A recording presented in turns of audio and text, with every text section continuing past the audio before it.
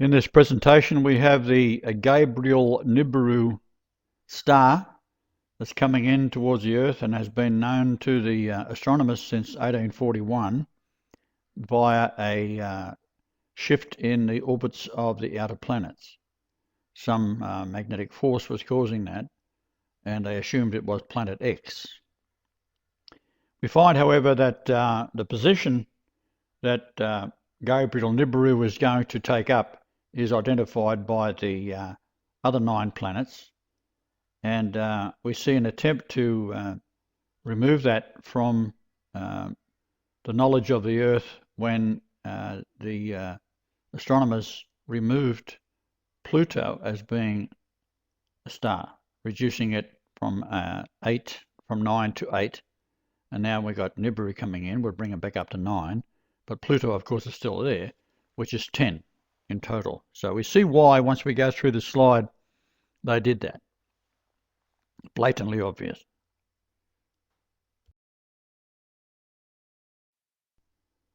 As said, Nibiru is the angel Gabriel. It was photographed by the infrared imaging satellite on October the 21st, 2003. There are other reports, however, 50 years ago of very clear photographs of the iron star coming in. The wings are iron atoms given off by the powerful magnetic field. It is molten iron. The planet is portrayed in an ancient Annunaki mural in Babylon, where the 10 planets plus the Sun and Moon, total 12, are depicted. We see from top left reading to the right Neptune, Venus and Pluto, and you'll see the position distances from the Sun in the centre, which indicate that Mercury is in its right position, Venus is slightly further out, the Earth and Moon slightly further out. Then we have Nibiru, then Mars, and we have Saturn, of course, Jupiter and Uranus, all marked out clearly there. I've overlaid the Nibiru Gabriel in that position there to show that it's the counting from Mercury to 4th out.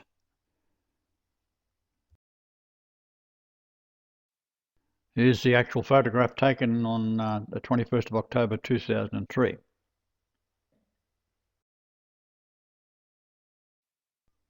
In the next slide, the positions of the planets show the 12 spheres and the approaching Gabriel Nibiru, and how it will settle in between the Earth and Mars.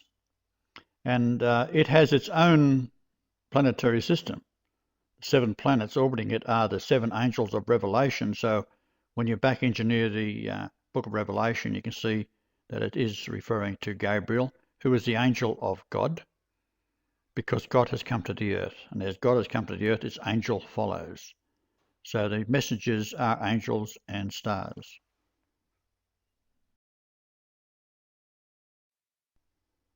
As said, Nibiru is the angel Gabriel. It was photographed by the infrared imaging satellite on October the 21st, 2003. There are other reports, however, 50 years ago of very clear photographs of the iron star coming in. The wings are iron atoms given off by the powerful magnetic field. It is molten iron. The planet is portrayed in an ancient Annunaki mural in Babylon, where the 10 planets plus the Sun and Moon, total 12, are depicted.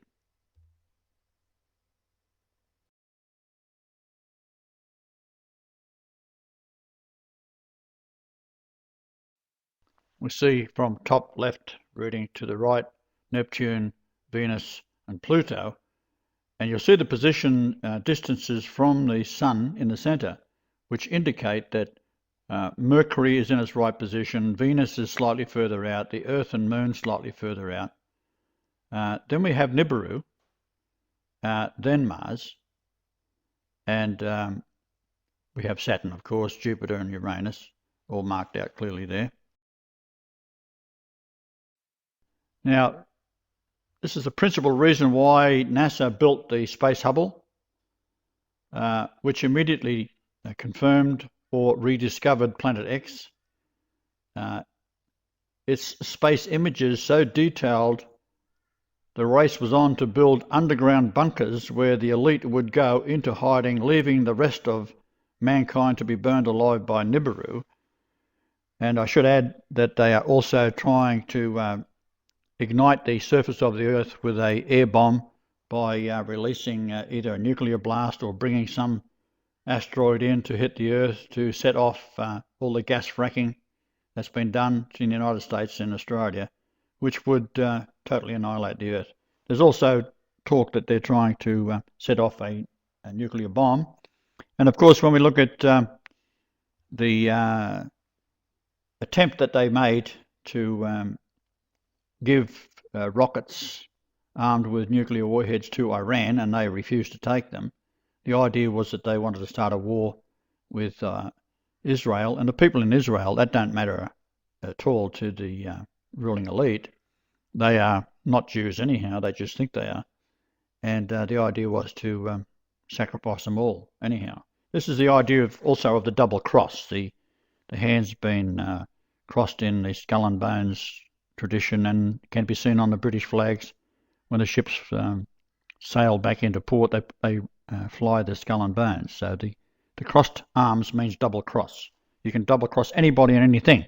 So therefore, the Jews who think they are doing it for their God, Lucifer, will be double crossed anyhow, as will those above them, which are the Zionists that think that they can escape the coming judgment of God by going underground, yet they will be locked underground and burnt alive because Satan wants every human being dead, irregardless of what they believe in and whether they think it is God or not.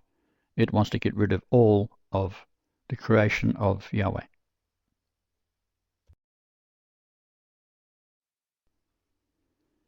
So what the government's failed to comprehend fully, that creation is all to do with numbers. However, their god Lucifer manipulates men to have their own ideas, while hidden from them the devil, Lucifer, is a real angel that cannot exist on the earth as a being, but only as a spirit. This is evident in the Vedas of the Hindi religion. It tells of a story of how the fallen angels were allowed to come back to the earth after the flood. For prior to the flood, they were able to come as angels, and of course they then mated with women and produced this race of giants that had to be destroyed.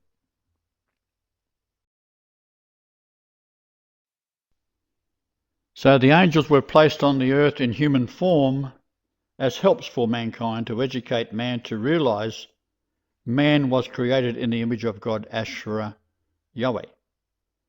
They were to bring all races into paradise via the 12 tribes of Israel. They, the youngest race in all of the world, which were Hebrew. The fallen angels in human form mated with the women and produced offspring that were continually evil, taking the earth for themselves. And as I said, the flood was necessary to eliminate the evil. And when we go into the Hindu text, it shows that the raven flew off the ark and landed in Sri Lanka, Colombo. And if you go to India today, they will tell you that no man was ever supposed to occupy Colombo, Sri Lanka, because they would become infected by the demons. And this is actually what the case is today. We have the camel, is what they call themselves, that are creating all sorts of havoc throughout India.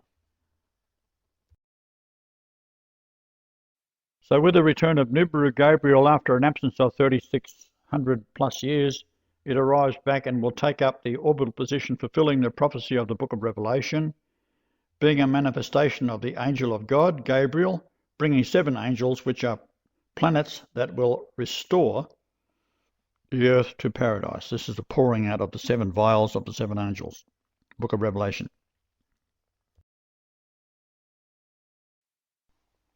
All things are prophecy or prophetic, proven by the numbers of creation. The planets are drawn northward towards the Milky Way galaxy equatorial line at 69,000 kilometers per hour. This causes the planets to orbit and rotate on their axes. Now, Nibiru Gabriel with its 7 planets is a molten iron, highly magnetic miniature sun. So it will have to fall into a position where it will remain influencing the Earth, because this is where creation is, where all life is. And these are related to the planets via their position in an angular degree from the sun itself. So we are trailing behind the sun. Ancient legends tell of flying people who arrived amidst fire and thundering noise. If ancient astronauts did land here, what effect would they have had upon early Earthmen? Perhaps they were worshipped, feared, loved. Perhaps they brought gifts, a new world of knowledge. If we accept the premise that beings from another civilization visited here ages ago, then some of the mysteries of our past take on a new and startling light. The world is a storehouse, an archive of unexplained phenomena. Gigantic creations, in effigy of what? To appease or acclaim whom? Early stone carvers left silent records for their descendants. Folk legend surrounds their origin. Strange stories of gods who appeared riding across the skies in flaming chariots of light. Whole civilizations were structured around these gods. Civilizations which at one time flourished and then mysteriously disappeared. Only stone relics survive to give mute testimony to their time.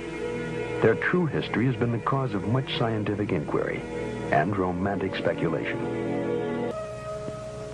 Teotihuacan lies on a broad, flat plain curtained by mountains in central Mexico.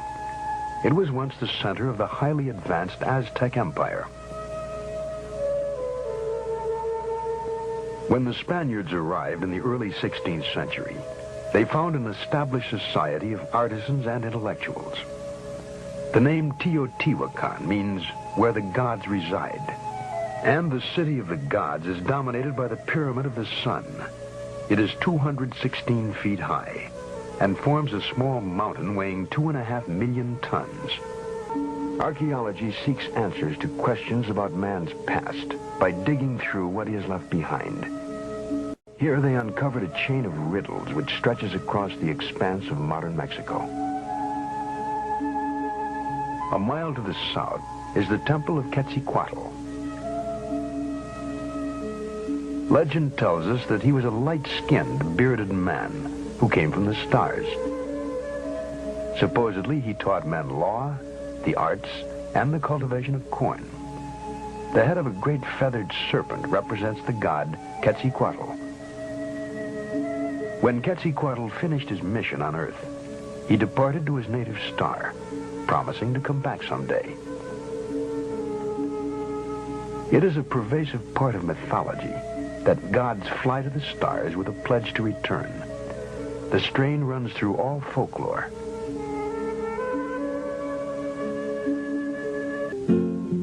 Outstanding astronomers, Mayans calendared the year by constructing a central pyramid with 365 steps. They also developed a formula to predict eclipses without ever knowing about the revolution of the Earth, Moon, and Sun. There is no way of telling how they discovered these secrets. Some ancient astronaut may have told them of the solar system in which they lived. A stone relief portrays a god in a helmet with projections resembling antennae. The Mayans named their patron Kukulkan. In every 6,000 years, the Mayan calendar is off by only one day. Such was the gift of Kukulkan.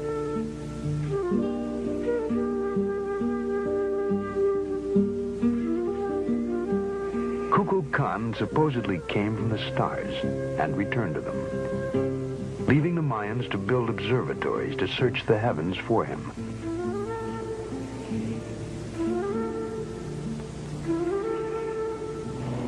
Perhaps with our modern observatories and telescopes, we are still searching for Kukulkan and Quetzalcoatl, who deserted to ancient skies. Guarding the headwaters of the Amazon River are the ruins of Machu Picchu, an outpost of Peruvian Inca society.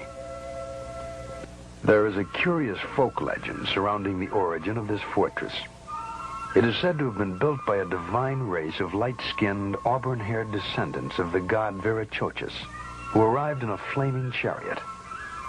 Nothing remains of these supposed people, but the legend goes on to say that they abandoned their citadel and returned to the skies. They left only the ruins of their mountaintop city for us to wonder at. As long as 6,000 years ago, another remarkable civilization evolved. Its people were the Sumerians, who had an extraordinarily advanced culture. Their list of first just almost sounds like a whole list of our whole society. They had the first bicameral Congress, they had the first writing, they had the first school systems, and, you know, you just go on and on and on. So you have to ask, well, where did all this come from? And I think that you need to turn to the ancient Sumerians themselves and listen very carefully to what they have to say, because what they have to say, not just in one place, but over and over and over again, is that they were taught civilization by these beings that came from the heavens to the earth. The Sumerians wrote down their history on clay tablets like these, which lay ignored in a Berlin museum for half a century. This Sumerian cylinder seal from a Berlin museum is astonishing for several reasons. First, it depicts our solar system with the sun at the center and the planets arrayed around it, a fact not known to European science till around 300 years ago. And amazingly, there's another planet, which the Sumerians called Nibiru, and believed that it was from where the Anunnaki, or celestial giants, came from. The surviving historical records of the Sumerians reveal the story of an intruder planet, Nibiru, which appeared out of deep space, returning to Earth's neighborhood once each 3,600 years. In ancient Mesopotamia, the secrets of astronomy and other celestial knowledge are kept carefully guarded, studied behind closed doors by an exclusive society of priest astronomers. Cylinder seals like these are the only surviving record of these carefully guarded secrets. This clay tablet carries the print of a cylinder seal about 4,500 years old. It depicts the god Enlil granting the plow to humankind, ushering in the age of modern agriculture. In our ancient past, there were advanced beings referred to as the Anunnaki, translated, those who from heaven to earth came. The idea that there was in our solar system a race of intelligent beings far older than us who are now gone would certainly force us to rethink lots of questions, including the question of human origins. Where did we come from? Could we be the products of genetic engineering? Thanks to the science of archaeology, experts now know that the first great civilization emerged almost 6,000 years ago.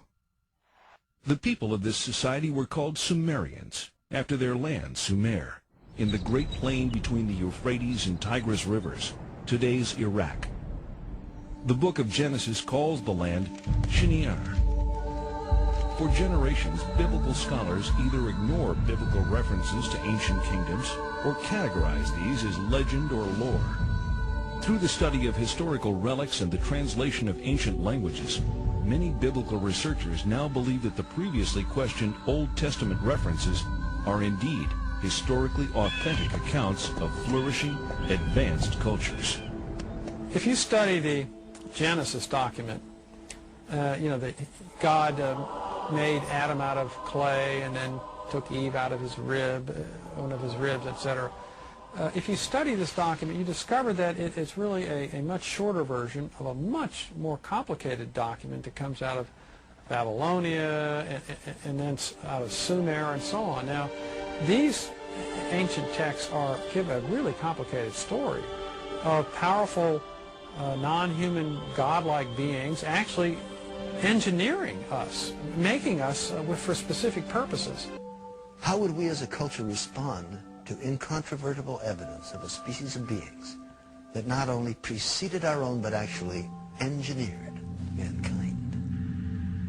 Directed panspermia, another scientific theory, suggests that life on Earth is seeded by a race of beings from outside the planet, not by chance, but as the deliberate activity of an otherworldly society.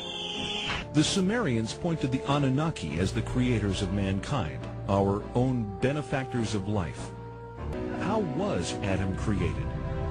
According to the Sumerians, it was by genetic engineering, fertilization in vitro. But why? Sumerian documentation suggests the Anunnaki create humanity to assist in mining African gold.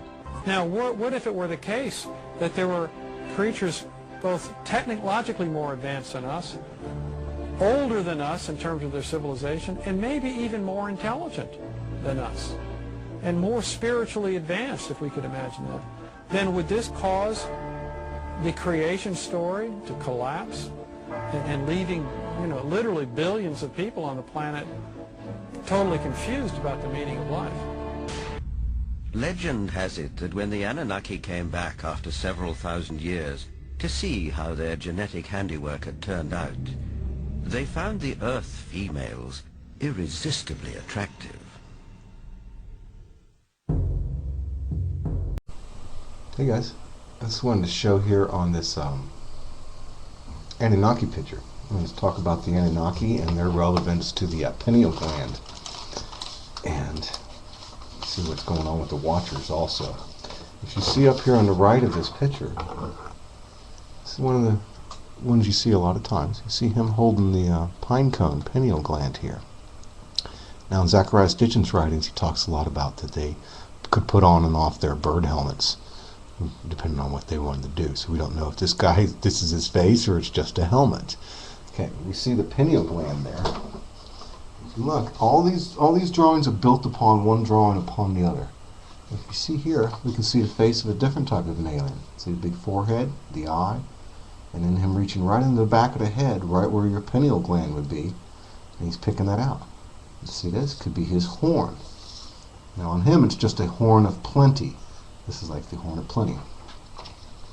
You see his face right in there, grabbing the pineal gland. Now there's etchings in each one of these things all around here. Even into each one of these little marks here means something upon his body as far as something's going on for him. Now we look over here on the left, you can see the beams of light coming down. I believe it's coming down.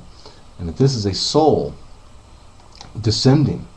This is our soul being created, since we're becoming born at that point, coming down to the tree of life. That's where our souls are. Remember, Jesus came down and created us. Okay. Now, each one, piece of paper. And notice each one of these feet on each side, you can see the guy's head here, for one thing. Let's stop right there for a second. Look at his head. See his face sticking out. See how this little line is right here? See, you can see in the etchings, and it finishes his face. Okay, on the left side here is the sheep. You can see like the sheep-looking foot. On the right side is the reptile. See the horns? It's the reptile and the sheep. All this is about us being blended together somehow with DNA. What this whole darn thing's about. See that guy up there with his horn and his pineal gland behind him? Now, on this side, I say we had the soul descending to the tree of life. And we've had the pineal gland here. And it's coming down. I'll show you my wax paper. As it descends down here into this arm, this is a man's face right here. See his little eye and his mouth? He's laying on his back. There's some old lore about Nimrod saying, hey, don't even go near those Sumerian priests and their knives. He was even scared of them, saying they could take your soul. See the knives here? As the soul descends, or as the man descends in there, they're killing it. Okay? They're killing the soul. This is the DNA pouch. In the show The Ancient Aliens, they try to say that this is his spacesuit stuff. This is actually DNA coming from the fallen angel through the horn of plenty. DNA going into the pouch, mixing. All of this is mixing together, and with the man. It's all of us being mixed together all the way through. And you can see the guy's head. See the little fallen angel's head right here? Look at the other picture. It's a little bit easier to see when it's like that. See the bulbous head here? Mixing with this man through these two spouts. You see his face right in there? That's his face. The two mixing together. The fallen angel, the watcher, whatever, each one. One thing over here, you can even see more. You can see demon faces over here, of course. Now over here inside this bucket, after it's all said and done, he has the soul of a man. See the soul of a man inside the bucket? He's ready to take the soul of the man. From here, it's descended on down, and now he's stolen the soul of man. So he's messed with God's creation like that. He's ended up making it become an abomination, and he's created a pretty messed up dude. And right here, you can see on the Sumerian drawings here, the tree of life, obviously. And here, this man with the phallic symbol. See him interjecting his seed into the tree of life? All of these are DNA strands. These little foils all along here. See how he's putting a pine cone in his head? Right out here, he's waiting on the bucket. Now the finished product, after all the DNA transitions and everything ends up, and this is the finished one. It comes out, it pops out right here into this bucket, and it's the tree of the Ankh symbol, their symbol of life. That's you, that's your soul. After it's all said and done, they basically create your soul into a biscuit so that they can probably eat it or something, or get, who knows, just freaking crazy, these darn things. Okay, thanks a lot, and I say the pictures don't lie, so you can look into all those yourself. We see each thing going on here with it squirting out right over here, right into the little bucket. We know they're doing some pretty darn crazy stuff. Okay, thanks a lot, everybody, and remember, just go look at that stuff. Check it all out. Thank you. Talk to you later. Bye. To the ancient humans on Earth, it resembled a sort of tree, since it consists of an interwoven lattice of electronic field generators and receivers. The electronic field detects the presence of ISBs, whether the ISB is occupying a body or if they are outside a body. A portable version of this detection device was carried by each of the members of the Domain Search Party. Stone carvings in Sumeria showed winged beings using pine cone-shaped instruments to scan the bodies of human beings. They are also shown carrying the power unit for the scanner, which are depicted as stylized baskets or water buckets being carried by eagle-headed winged beings. Members of the aerial unit of the Domain Search Party, led by Ahura Mazda, were often called winged gods in human interpretations. Throughout the Persian civilization there are a great many stone relief carving that depict winged spacecraft that they called a Faravahar. Members of the aquatic unit of the Domain Search Party were called Ons by local humans. Stone carvings of the so-called Ons are shown wearing silver diving suits. They lived in the sea and appeared to the human population to be men dressed to look like fish. Some members of the Lost Battalion were found in the oceans inhabiting the bodies of dolphins or whales. On land, the Domain Search Party members were referred to as Anunnaki by the Sumerians and Nephilim in the Bible. Of course, their true mission and activities were never disclosed to Homo sapiens. Their activities have been purposely disguised. Therefore, the human stories and legends about the Anunnaki and the other members of the Domain Search Party have not been understood and were badly misinterpreted. In the absence of complete and accurate data, anyone observing a phenomenon will assume or hypothesize explanations in an attempt to make sense of the data. Therefore, although mythology and history may be based on factual events, they are likewise full of misunderstood and misinterpreted evaluations of the data and embellished with assumptions, theories, and hypotheses which are false. The space unit of the Domain Expeditionary Force are shown flying in a winged disk.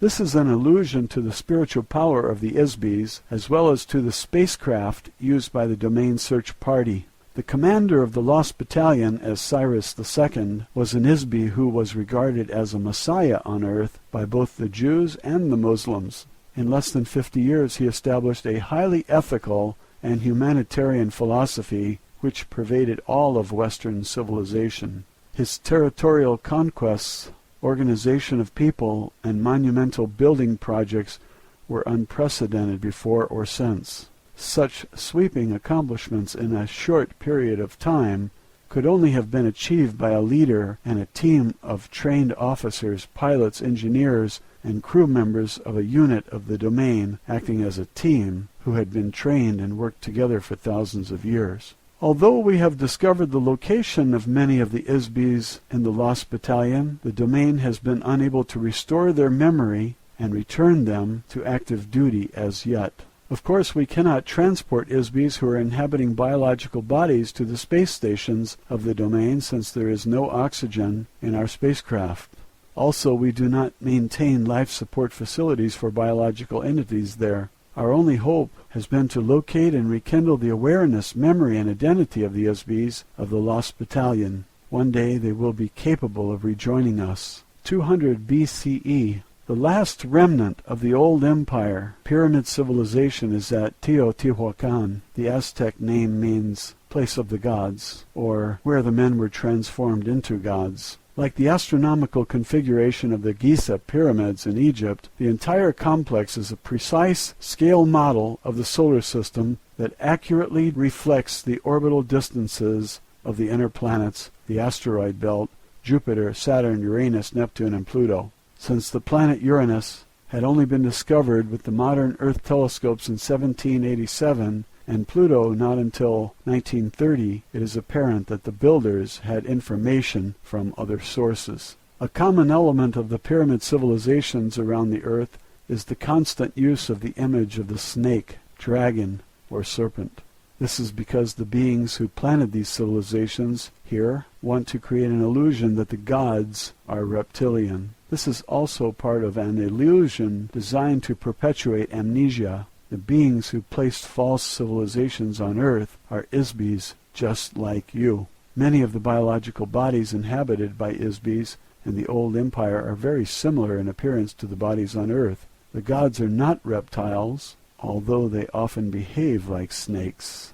1034 to 1124 AD. The entire Arab world was enslaved by one man, Hassan ibn al-Sabah, the old man of the mountain. He established the Hashashin, who operated apart Mohammedanism, which controlled by terror and fear much of India, Asia Minor, and most of the Mediterranean basin. They became a priesthood that used an extremely effective mind control mechanism, an extortion tool that enabled the assassins to control the civilized world for several hundred years. Their method was simple. Young men were kidnapped and knocked unconscious with hashish. They were taken to a garden filled with beautiful black-eyed houris in a harem decorated with rivers of milk and honey. The young men were told that they were in paradise. They were promised they could return and live there forever if they sacrificed themselves as an assassin of whomever they were commanded to kill. The men were knocked out again and shoved out of the world to carry out the assassination mission. Meanwhile, the old man of the mountain sent a messenger to the caliph, or whatever wealthy ruler from whom they demanded a payment, demanding camel loads of gold, spices, incense, or other valuables. If payment did not arrive on time, the assassin would be sent to kill the offending party. There was virtually no defense against the unknown assailant, who wanted nothing more than to carry out his mission, be killed, and return to heaven. This is a very crude example of how simple and effective a brainwashing and mind control operation can be when it is used skillfully and forcefully. It is a small-scale demonstration of how the amnesia mind control operation is used against the entire Isbi population of Earth by the old empire. 1119 AD, the Knights Templar was established as a Christian military unit after the First Crusade, but quickly transformed into the basis for the international banking system to accumulate money to conduct the agenda of operatives for vestiges of the old empire on Earth. 1135 to 1230 AD, the Domain Expeditionary Force completed the annihilation of the remaining remnants of the old empire space fleet operating in the solar system around Earth. Unfortunately, their long-established thought control operation remains largely intact. 1307 A.D., the Knights Templar was disbanded by King Philip IV of France, who was deeply in debt to the order. He pressured Pope Clement V to condemn the order's members, have them arrested, tortured them into giving false confessions, and burn them at the stake in an effort to erase his debt by seizing all of their wealth.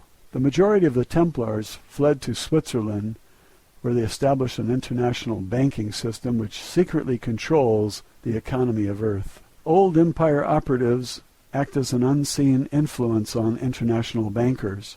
The banks are operated covertly as an on-combatant provocateur to covertly promote and finance weapons and warfare between the nations of Earth. Warfare is an internal mechanism of control over the inmate population.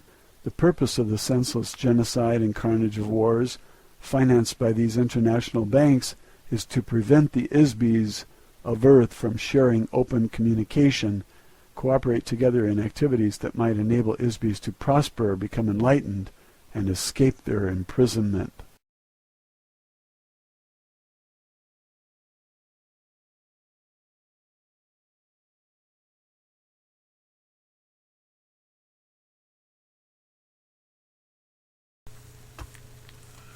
Over our recent years in history, we've had a lot of people come out with things in order to make money on books and things like this that clearly have not done the research, or if they have done the research, they have intentionally misled the public in order to either, one, serve the agenda of some higher power that wants to push whatever it is that they're selling for some reason, or two, they've done it to, because people generally like drama. They like drama, and there may be some reason why they are pushing these particular issues.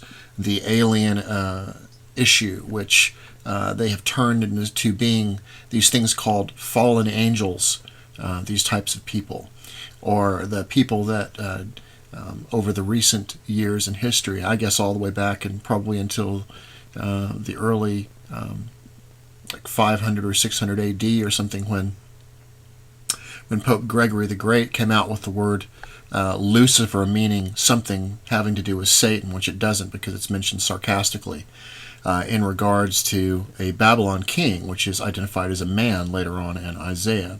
And since Lucifer is only mentioned one time in the Bible, it cannot mean anything associated to Satan. And these types of things have happened over history.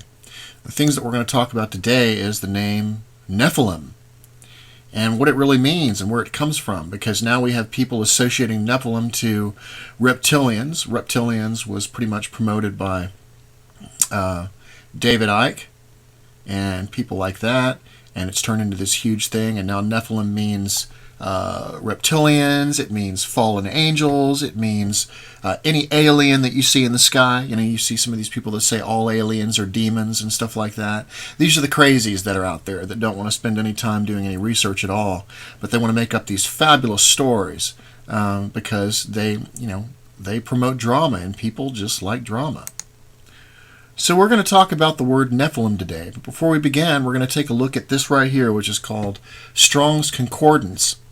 And it's very important because what it does is it goes into the Bible and tells you what particular words mean. So if you use the King James Bible, for instance, as you go through the Bible, you can actually take a look at the meanings of the particular words that are used, because they are derived from Hebrew words. When we take a look in the Old Testament, for example, they are derived from Hebrew words. So here it is. So Strong's Exhaustive Concordance of the Bible, generally known as Strong's Concordance, is a concordance of the King James Bible that was constructed under the direction of Dr. James Strong in 1822 to 1894, and first published in 1890. Dr. Strong was professor of exegetical theology at Drew Theological Seminary at the time. It is an exhaustive cross-reference of every word in the King James Bible back to the word in the original text. Unlike other Bible reference books, the purpose of Strong's Concordance is not to provide content or commentary about the Bible, but to provide an index to the Bible. This allows readers to find words where they appear in the Bible. This index allows the student of the Bible to re-find a phrase or passage previously studied. It also lets the reader directly compare how the same word may be used elsewhere in the Bible. In this way, Strong's Notes provides an independent check against translations and offers the opportunity for greater and more technically accurate understanding of text. Strong's Concordance includes the Hebrew root words, and this is for the Old Testament. And it's important to understand that the Old Testament does not belong to the Catholic Church. They took over the Old Testament and they put it in their Bible. But the Old Testament belongs to the Hebrew a long time ago. And so when we take a look at the words and the definitions in the Old Testament, it has nothing to do with what the Catholic Church or the modern church believes. It has to do with what they believed when they wrote the Old Testament a long time ago. And these certain words that are used in there are derived from certain Hebrew words. James Strong did not construct Strong's Concordance by himself. It was constructed with the effort of time of more than 100 colleagues. It has become the most widely used concordance for the King James Bible. So there you go. So when we take a look, for example, in the Bible, we're going to be taking a look at the word Nephilim. For those of you who believe that you should only be reading the King James Bible, well, then you have nothing to worry about, because the word Nephilim is never in the King James Bible. In fact, the word Nephilim is substituted for giants. If you take a look here, we see the word Nephilim in the New International Version. And it says in those days, and for some time after, giant Nephilites. Okay. And then it says the Nephilim were on the earth in those days, on the English Standard Version. We see in the New American Standard Bible, the Nephilim were on the earth in those days. And in the King James Bible, we see there were giants in the earth in those days. So the word Nephilim and giants are used interchangeably here. The Nephilim were on the earth in both those days, and Nephilim were on the earth, so in King James Bible, specifically, folks, there is no mention of Nephilim. So then we have to understand, what does the word giants mean in the King James Bible? Now, in order to find the word Nephilim, and I'm using the eSword Bible application here. It's got all of the books of the Bible here. And you'll notice here up at the top, I've got Old Testament where it's being searched. We're going to search for Nephilim in the whole Bible here. And we'll find that when doing a search, it's only in two places. Those two places are both in the Old Testament. So let's take a look here at Genesis 6:4.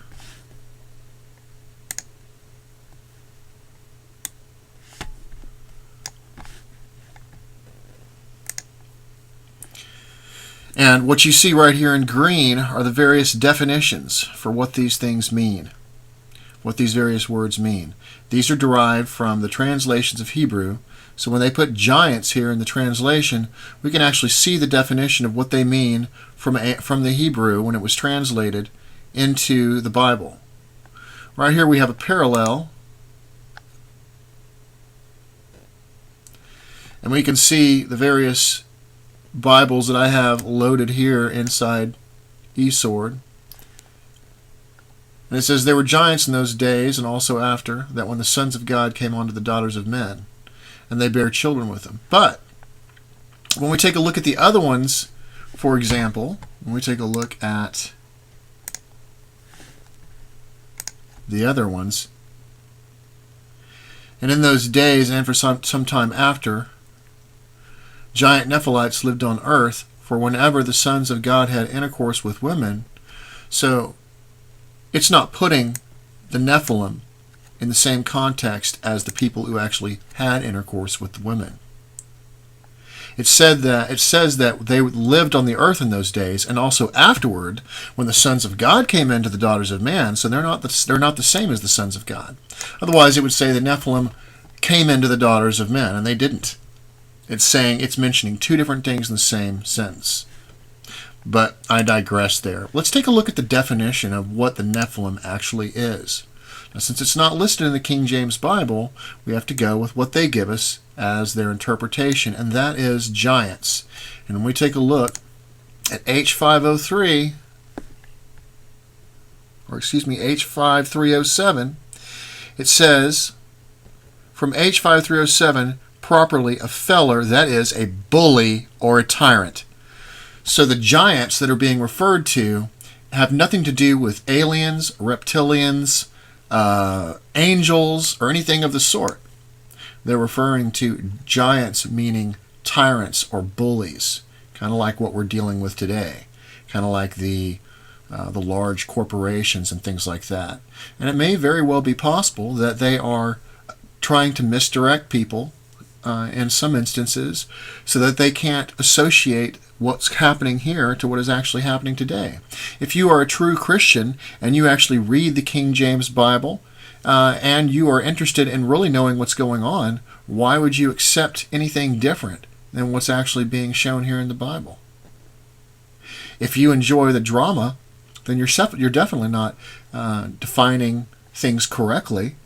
And so what good is that for you if you're not going to trust what the Bible is giving you? Seems to me is that you're lukewarm, what they call Christians in the Bible. You believe what you want to believe when you want to believe it.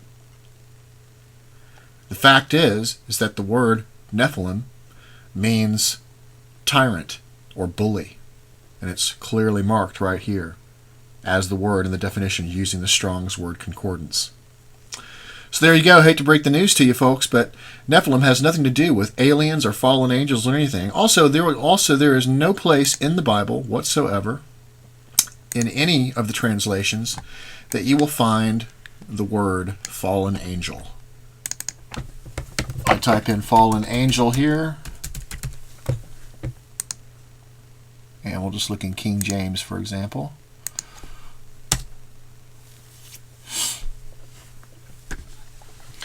We have in Revelation 14:8, and there followed another angel saying, Babylon is fallen. That's the only place in the whole Bible we have fallen angel, in the King James Bible. So all these are made-up terms. The fact that Nephilim are aliens or reptilians or alien greys. And by the way, if they were alien greys are smaller than the average person, so they can't be giants anyway. So even if you want to objectify it into some kind of materialistic type of thing and try to turn them into something that they're not, it still doesn't make sense because it's not logical. Well, as far as the book of Enoch goes, there's no place in the book of Enoch that it mentions Nephilim. It mentions watchers, but that, just like Lucifer, you can't just all of a sudden take that and associate it to something in the book of Enoch either. So all of this is made up crap, folks. And if you are a real and true Christian, you would follow what's in the Bible and follow the definitions in the Bible and not follow the hype. You guys take care. I'll talk to you soon.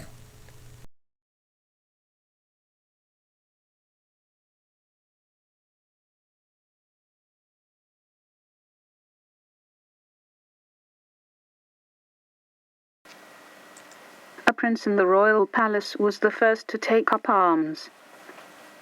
By words of promise, the other princes he agitated. Alalu was his name. Let Lana be the king no more, he shouted. Let decision supplant hesitation. Come, let us unnerve the king in his dwelling. Let him the throne abandon. The princes to his words gave heed. The gate of the palace they rushed. To the throne room, its entrance restricted. Like on rushing waters they went. To the tower of the palace the king escaped. Alalu was him pursuing. In the tower there was a struggle. Lama fell down to his death. Lama is no more, Alalu shouted. The king is no more, with glee he announced. To the throne room Alalu rushed, on the throne he himself seated. Without right or counsel, a king he himself pronounced. In the land unity was lost, some by the death of Lama rejoiced, others by Alalu's deed was saddened. Now this is the account of the kingship of Alalu, and of the going to earth. In the land unity was lost, about the kingship many were aggrieved. In the palace princes were agitated, in the council, councillors were distraught. From father to son, succession from and on the throne continued. Even Lama, the eighth, by adoption a son was proclaimed. Who was Alalu? Was he a legal heir? Was he firstborn? By what right did he usurp? Was he not a king's slayer? Before the seven who judge Alalu were summoned, his fate to consider. Before the seven who judge, Alalu spread his pleas. Though neither legal heir nor a son firstborn, of royal seed indeed he was. Of Vanshagala might ascended, before the judges he claimed. By a concubine, my ancestor was to him born, Alam was his name. By the count of Shars, Alam was the firstborn, the throne to him belonged. By conniving, the queen his rights put aside. A law of the seed from naught she created, for her son the kingship obtained. A land of kingship she deprived, to her son instead it was granted. By descent of lands generations am I continued, the seed of Vanshagal is within me. The seven who judged to Alalu's words gave heed. To the council of councillors they passed the matter, truth or falsehood to ascertain. The royal annals from the House of Records were brought forth, with much care they were read. And to the first royal couple were 3 sons and no daughters to them were born. The firstborn was Anki, he died on the throne, he had no offspring. The middle son in his stead the throne ascended, Anub was his name. And Shagal was his firstborn, the throne he ascended. After him on the throne kingship by the firstborn did not continue. The law of succession by the law of the seed was supplanted. A concubine's son was the firstborn, by the law of the seed of kingship he was deprived. The kingship instead to Kishagal's son was granted, her being a half-sister of the king was the reason. Of the concubine's son, the firstborn, the annals made no record. Of him I am descended, Alalu to the councillors cried out. Is Chatty Dad 1 here coming at you? Well, NASA and JPL has given FEMA and DHS a wonderful little tool.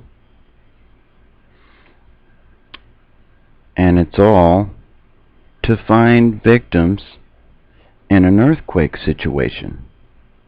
It's called Finder. And it can detect a human heartbeat. It can differentiate between an animal or human or something else.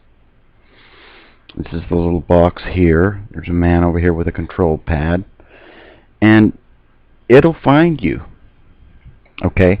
There is no hiding anymore from these guys. You can find this guy down in this hole under this concrete. They participated, and it's help from satellites above too. They participated in the shake-up event. They used it in the tornado situation. And they are going to find you if you have a heartbeat. Like I say, there was hope with the FLIR camera, which detects heat. There was hope there with the Mylar. You could protect yourself with Mylar, and it could not see through it. And this, I don't know what we can do about this. Here's an article from Homeland Security. Detecting heartbeats in rubble. DHS and NASA team up to save victims of disasters. This is a little tool that they can use for several different things. It'll detect people, not just survivors of earthquakes, but people that they're after too. Anything that's made for good can be used for evil. Remember that. And it will be. Like I say, there is no hiding. If you can't hide in this rubble somewhere and camouflage yourself, there is no camouflage against this technology. Maybe there is. Maybe we could possibly put some kind of a device on that will mask our heartbeat, maybe phase it out or something. There's got to be something that people can do to protect themselves against this. Here's some images, some more images from Google Images for this finder from JPL. And you can see radar-based technology can locate individuals. There's a better shot of this little pad that they can detect you and the direction that you are at. Here's a guy in the military with a little device, okay? So it's being used for defense industries as well. Make no mistake. This is right here. I don't know if you can read it, but it's, JPL scientists participate in shakeout event. JPL NASA investigates. They are checking things out. They can detect you. Like I say, there is no more running from these things. This is the article on the shakeout.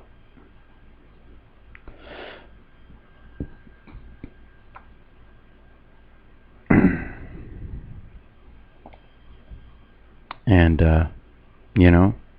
what a time we live in. I mean, this is great for finding victims of earthquakes and tornadoes and hurricanes.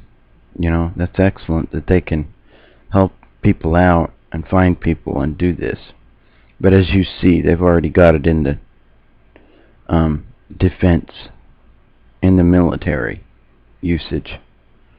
And that they're gonna. And they spent billions of dollars with this thing. They're going to use it for defense, absolutely. So, I don't know how one could go about tricking this thing if the bad guys get a hold of it and are trying to get you. Say, for instance, the Russians got a hold of this equipment. It's out there now. They've got to have this technology too, or they will soon have it now. Now that these guys have come out and sounded off their trumpet, that everybody else is going to have it too. So, welcome to the new world. I hope everyone's well and having a good day. Like I said, there ain't no more hiding anymore in any of this stuff. If you can't hide in that, and this guy's down underneath this, in this hole, and they friggin' found him with that concrete cut out of it. This is the Homeland Security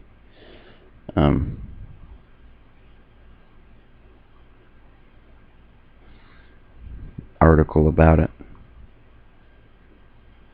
Some more pictures from FEMA. See, there's the guy down in that hole.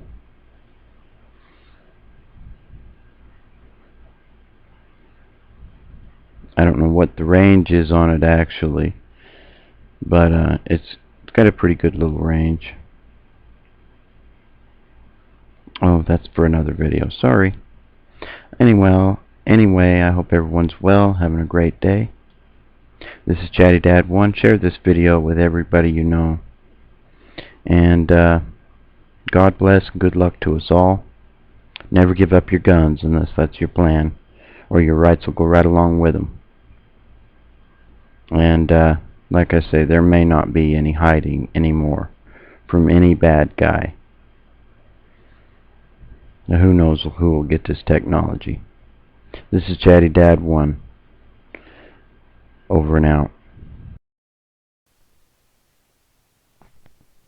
Something I like to cover here. As you can see here, Any sufficiently advanced technology is indistinguishable from magic. Now, that same quote was used by the actor in the Thor movie, where he said the technology and magic, they can't tell the difference. So, now you got this theory of these reptiles and these shapeshifters and stuff. So, you might have to really begin to consider, is this just a really advanced form of technology? And is there anything from the ancient past that can kind of confirm or deny or kind of help us point us in the right direction as to whether or not, you know, these shape-shifting things actually do exist? Now, there's one particular area in the Emerald Tablets of Thoth, which some people think Thoth is Satan, and some people think he's not, whatever. But what I'm just going to take it from here is the 8th tablet. I'm going to read a little bit here for you. And then I'm going to show you some videos here to see if we made a link. So, it goes on here in the 8th tablet. Speak I of ancient Atlantis, speak of the days of the kingdom of shadows, speak of the coming of the children of shadows. Out of the great deep were they called by the wisdom of earth men, called for the purpose of gaining great power. Far in the past, before Atlantis existed, men there were who delved into darkness, using dark magic, calling up beings from the great deep below us. Further came they into this cycle, formless were they, of another vibration, existing unseen by the children of earth men. Only through blood could they have formed being, only through man could they live in the world. In ages past, were they conquered by masters, driven below to the place whence they came. But some there were who remained, hidden in spaces and plains unknown to men. Lived they in Atlantis as shadows, but at times they appeared among men. Aye, when the blood was offered, for they came they to dwell among men. In the form of man they amongst men, but only to sight were they as are men. Serpent-headed when the glamour was lifted, but appearing to man as men among men.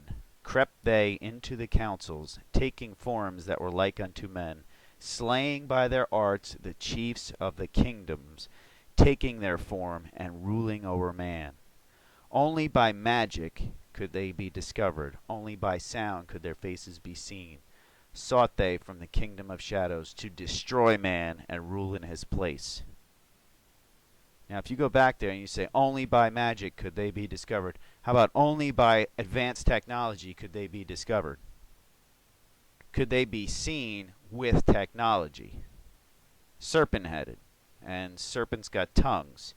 And it also says, slaying by their arts the chiefs of the kingdoms. Now, take a look at a picture here. Last year, John Kerry showed up. Look at his face. This is January 24th, 2012. Okay? He's beaten. There's some bubble on his eye.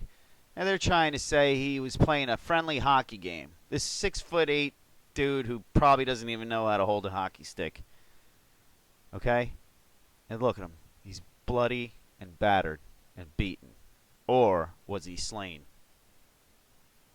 and taken over? Because if you look at the Kerry nowadays, he doesn't seem to have many wrinkles on his face, so I don't know if it's collagen or what.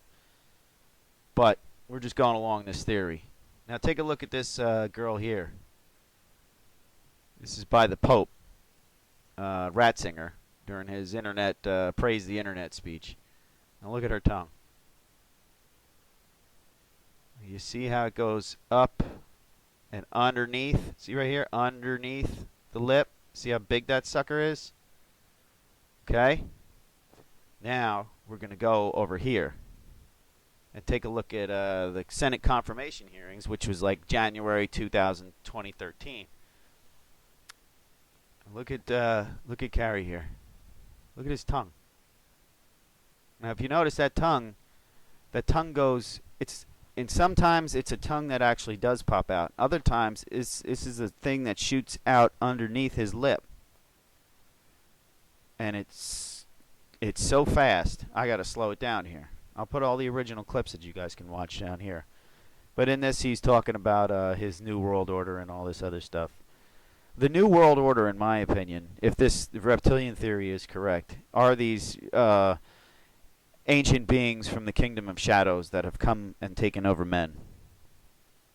That they've taken over their bodies, and they are now ruling in the kingdoms of men.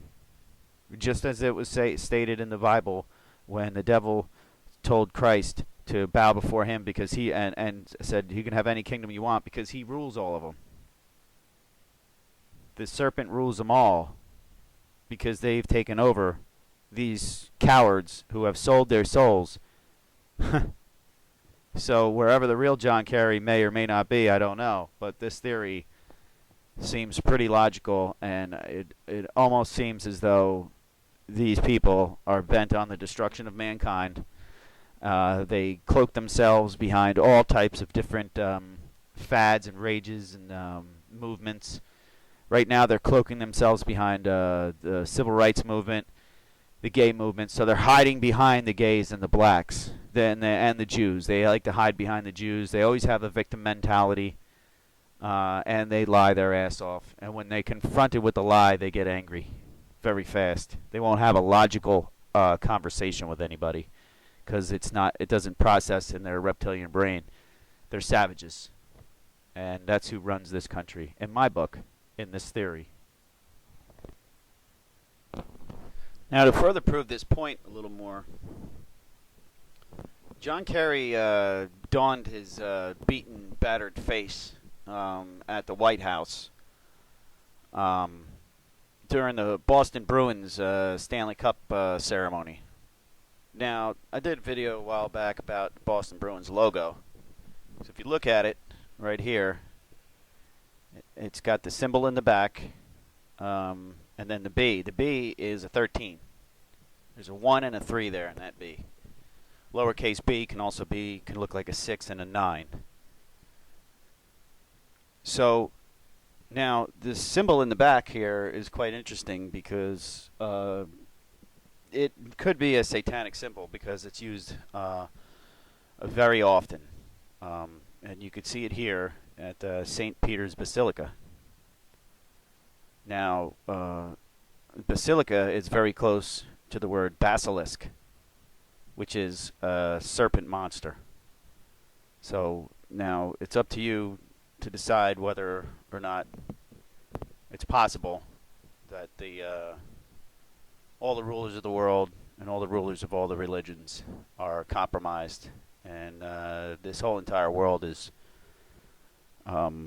being hijacked by ancient entities that dwell in the shadows and come from another realm or vibration.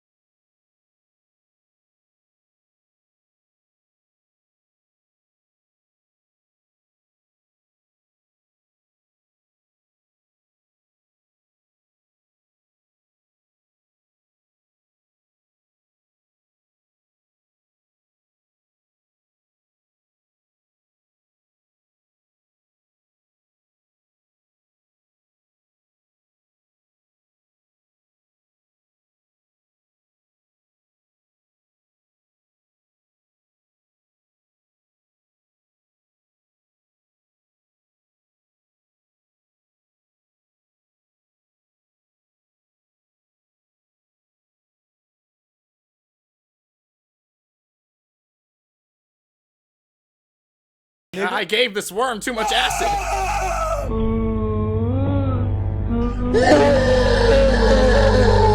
Yo, how high are you right now?